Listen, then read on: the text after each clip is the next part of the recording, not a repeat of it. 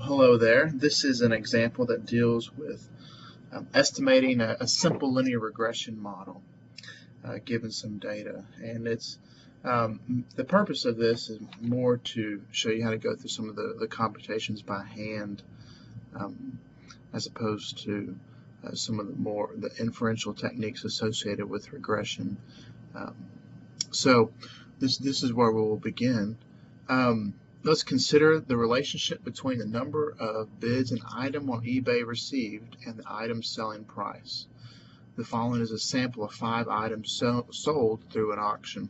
So what we've got here, I'm sure that you are familiar with eBay and the online website where people bid on items, and it's basically an online auction. People bid on items and eventually items are sold.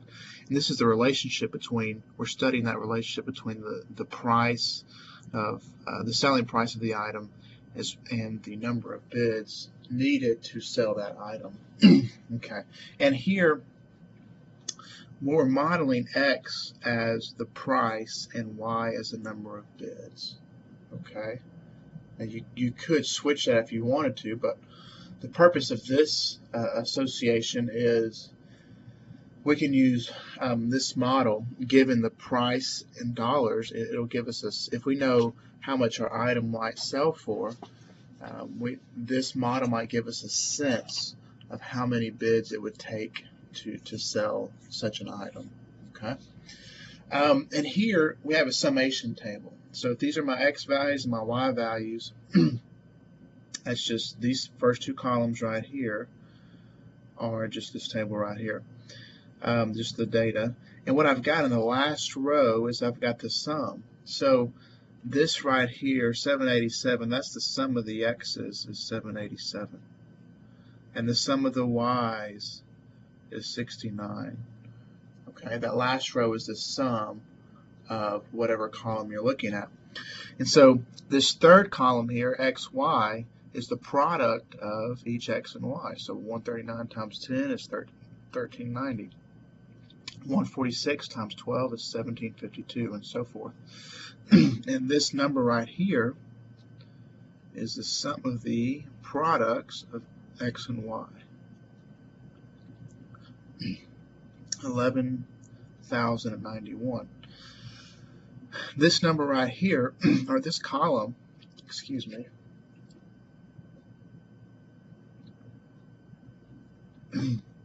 this column is each x value squared. So this number 19,321, that is 139 squared. 21,316, that is 146 squared, and so forth.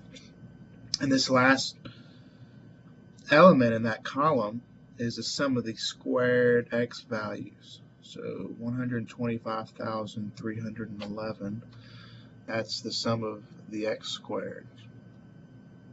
Okay, the last column here is the y squared value. So 100 is this entry squared, 144 is this entry squared, 169 is this entry squared, and so forth. And the last value here is the sum of the squared y values. That's 993.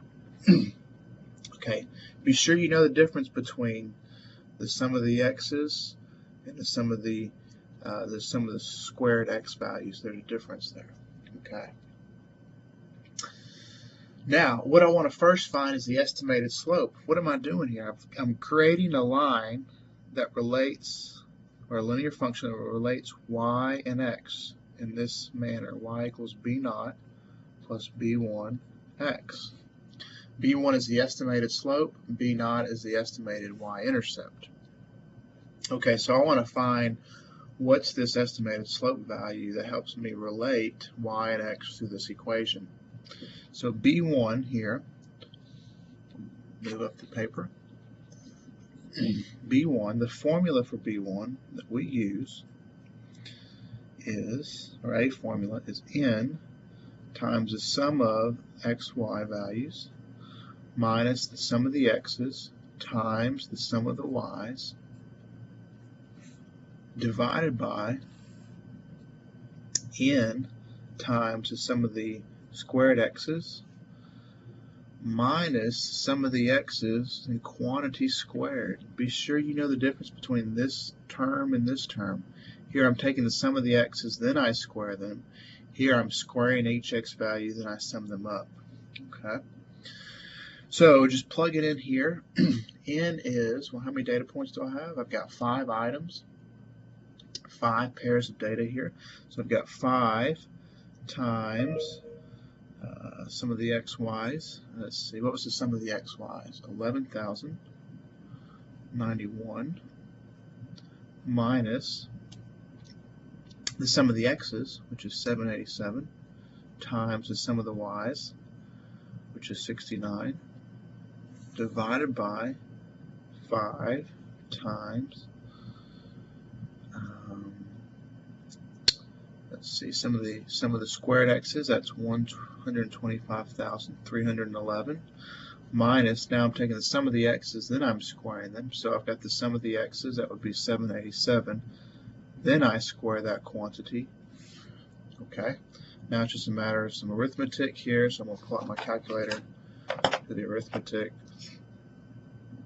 Let's see, for the numerator, I've got 5 times 11,091 minus 787 times 69.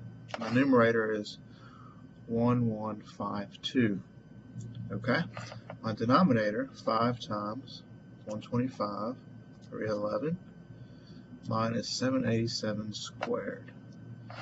And that is 7186. Okay, I take the ratio there. So 1152 divided by 7186, and I get 0.160, going 3 decimal places there. So that is my estimated slope, 0.160. Okay. Step 2, find the estimated y-intercept. Well, that's the b-naught value from my linear model. B-naught is the equation for it. It's 1 over n times the sum of the y's minus b1 times the sum of the x's here. Okay, notice to find b0 you really need b1 to start with, or it makes things a lot easier. So here we have 1 over 5 times the sum of the y's is 69 minus b1, which we found to be 0.160, and times the sum of the x's, which is 787. Okay, so just plugging in here, I'm going to have 69 minus 0.16 times 787 equals that, divided by 5. I get negative 11.38. Okay. So that, just to go 3 digits, it's negative 11.384. Okay, so that's my estimated y-intercept b0 there. Moving on to the next page. Step 3. Now I want to substitute the values I found in steps 1 and 2 into the equation for the regression model and find the estimated linear model. So my model then would be y equals, I have my b0, which is a negative 11.384 plus 0.160 times x. That's the number of bids needed to sell an item that is at the value x there, or is at a selling price of x. Okay. Now the question here is, according to this model, if the value of the independent variable is changed by 1 unit, then what is the change in the dependent variable y? So if I increase x by 1 unit, what happens to y? Well, if you recall from your pre-cal days or your algebra days, that the slope, while you may have used, instead of b1, you may have used m for slope in those courses, but b1 is the change in y, or the slope is the change in y over the change in x. So what the step 3 here is saying is if I increase the independent variable by 1, if the change in x is 1, by the way, this triangle means delta x, or change in x and change in y. If the change in x is 1, then what happens? Well, then b1 is simply, I put a 1 in the denominator, then b1 is simply delta y. So if I change x by 1, then the slope is in fact how much the dependent variable changes by. So the change in the dependent variable is going to be the slope value, which is 0.160. So the way we think about this is every dollar increase in the selling price of this item that causes, or that I shouldn't say cause, but we expect to see the number of bids for that particular item to go up by 0.16 units. Well, in terms of, you can't have a 0.16 bid.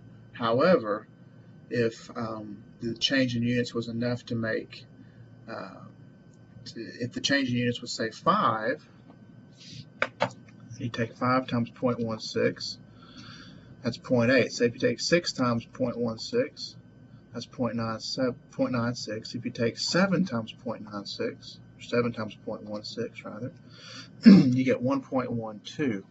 So the information here, while you may think, well, how do I have a 0.16 change in bid? That doesn't make any sense. Well, if you go a little bit further and say, if the change in x is 7, then the change in y is 7 times b1, which actually turns out to be 1.12. So you can expect for every $7 that you increase the selling price, that the bid would go up by 1 unit, or a little more than 1 unit there. Okay. So that's the relationship between x and y for this model. Step 4, determine the value of the dependent variable at x equals 0. So when x equals 0, let's plug this in here. When x equals 0, I've got negative 11.384 plus 0.160 times x, but x is 0. So this goes away, and I'm just left with negative 11.384, and this was in fact the y-intercept. Now, does this make any sense for the problem? Can I have negative 11 bids? Not really. Oftentimes in a regression model, the intercept is not interpretable, and particularly that's the case here. In fact, if you don't have any data around the origin, then the intercept is not interpretable. If you look back to our data values, we don't have any x values that are close to 0. So to use the model at 0 to say something about y really doesn't work too well there. In fact, that's a general principle in regression, that this model is really only useful for values of x's and y, or sorry, for values of x's between 139 and 188. If you start going outside that range, that's called extrapolate. When you begin to extrapolate in a regression model, then you can have some issues, some problems.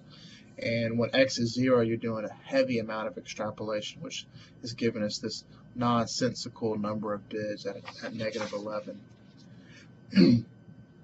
Okay, so step 5 here, enter the estimated value of y when x is 146. Okay, so y is negative 11.384 plus 0.160 times 146. So doing the computation here, got negative 11.384 plus 0.16 times 146. That is 11.976. Okay, so how do we think of this? This is the estimated value of y. The way we would interpret this is if the selling price of an item is 146, then we would expect the number of bids to be almost 12. From our model, it's 11.97. Now, from the data set for this particular observation, when x was 146, we saw a y value of 12. But according to the model, the y value is actually 11.97. So you can see the model here goes a little bit below what the data set has to start with. The model is not going to go, usually it's not going to go through every point that's on the scatter plot, and this is a case where that has happened. So that's the estimated value of y when x is 146. We could find the estimated value of y when x is 150 or when x is 155. We can use our model to estimate the number of bids for some selling price value. Okay, last thing here, the value of the coefficient of determination. The coefficient of determination. So this is r squared here. Recall that r squared is n times the sum of xy minus the sum of the x's times the sum of the y's, and that's just my numerator, divided by the square root of, here I've got n times the sum of the squared x values minus the sum of the x values quantity squared. That's all in one bracket. I've got another bracket term here. I'm going to have n times the sum of the squared y values minus the sum of the y values quantity squared. And close that bracket there. So I've got a long denominator there, but we can work through this.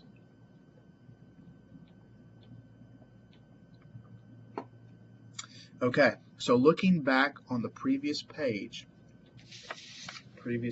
here, n, what is n? N is 5. The sum of the xy's, I've got the previous page to my side here.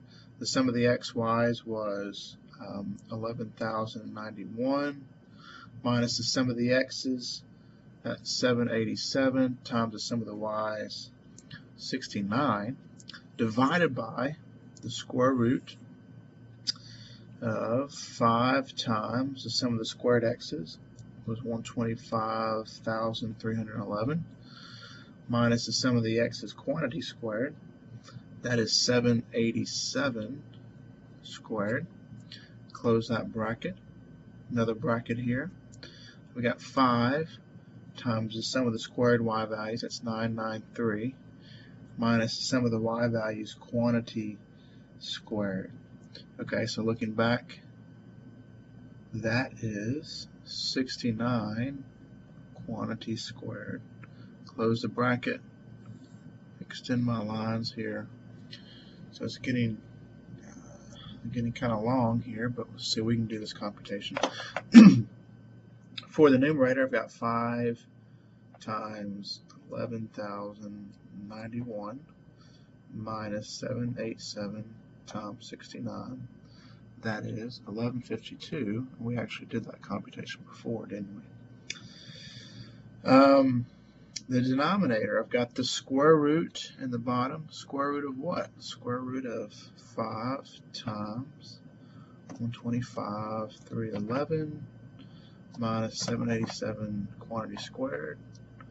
So I've got a number 7186 times 5 times 993 minus 69 squared. That is 204. Let's see here, 204. Okay, so coming back,